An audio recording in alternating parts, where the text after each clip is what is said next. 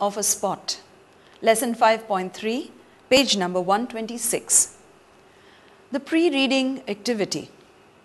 Looking at the title of the text, can you guess what the text could be about? First, a particular place, a picnic spot, or the mark of a pimple on one's face.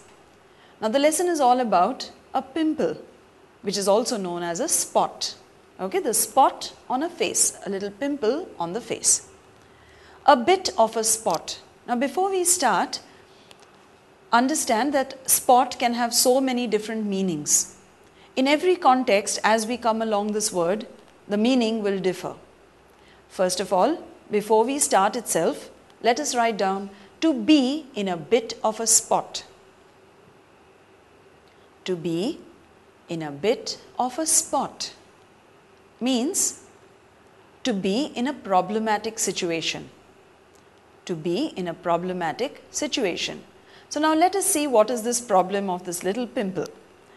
On Monday morning, Karen came to breakfast with a sticking plaster on her chin. A sticking plaster is like a band-aid. So she had a band-aid across her chin. What's happened to you? Her high school brother, Jason, wanted to know. Her brother was in high school, what we call here the 11th or the 12th standard or junior college. So he was in high school and she was in school. And he wanted to know, what happened? Someone hit you with an uppercut? An uppercut is when somebody hits you up the chin. I've got a big spot on my chin, Karen said. Have you really? Jason laughed. Spot on. Now write the meaning of I've got a big spot on my chin, underline the word spot and write pimple. Okay, we commonly call it pimple.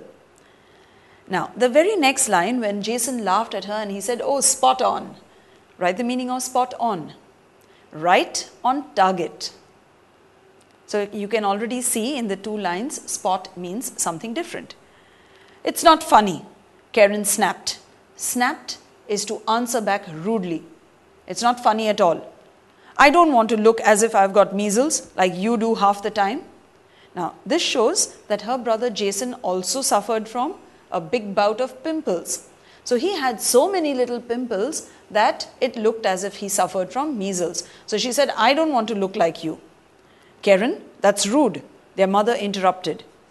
You apologize to Jason. Come on, say sorry to him immediately. Sorry, Karen mumbled. Mumbled means to speak a little unclearly within your mouth. In Marathi, they call it put-putne or tondatल्या तोंडात बोलणे. And go and take